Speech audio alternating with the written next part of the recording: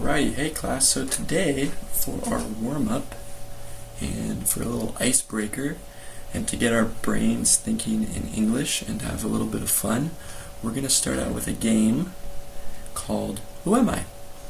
So, I have a stack of cards just like this one that I'm going to pass out to the whole class, and each of you is going to get a card randomly. Now, each one of these cards has a name on it of a celebrity or of someone that is famous that you probably know from pop culture. Each one of you are going to be getting one of these, and I have chosen one randomly right here, and I don't know the name on the back of this. You guys can all see it, but I'm going to lick it, and I'm going to put it on my forehead until it sticks.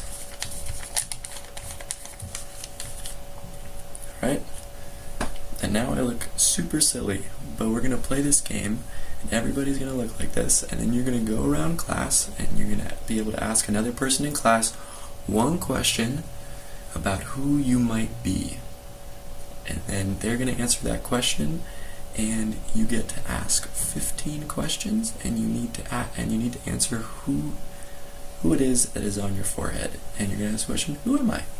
So I thought that we would start off just as an example, and I'll play mine. I just put this randomly on my head. So let me ask some questions to the class. We'll do a little bit of model of this game. So in the back, am I a man or a woman? A man. And am I famous for acting? No. What about singing? Yes. Okay. And am I popular in the United States? Yes. Okay. Am I old? No. Okay. Am I is my music good? No. I get some no's and I got some yeses. Okay.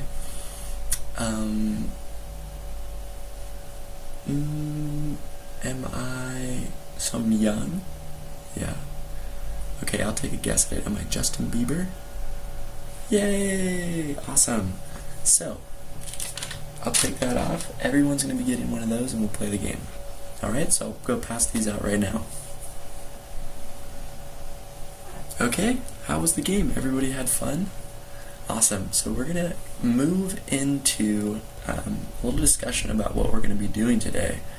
But I want to first ask, what did that game force you guys to do? Speak, exactly.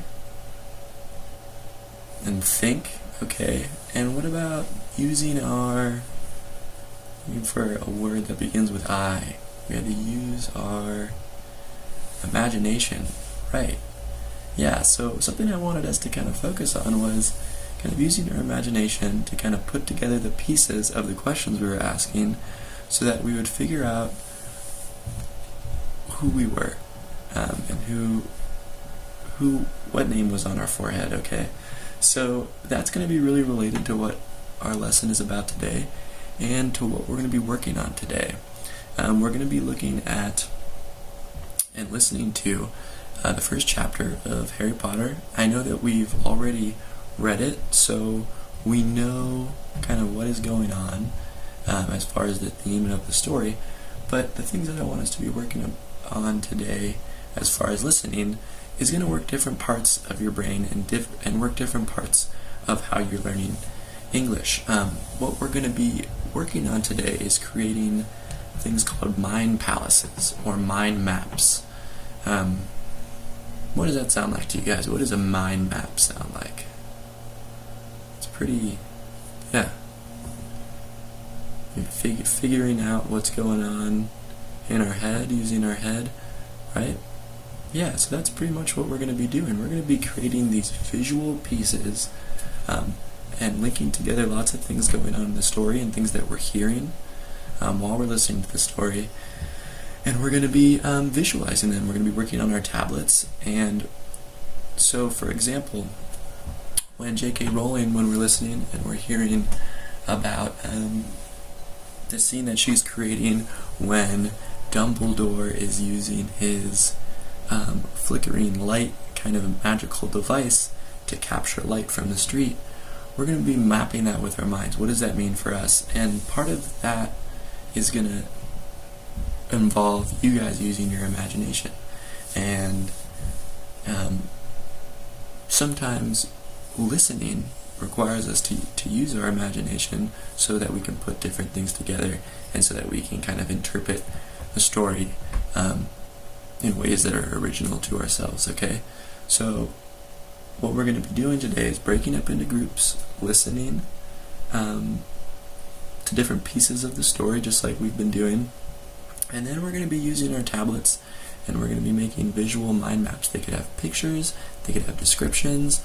If we added in synonyms and antonyms, that would be really good from our previous lessons.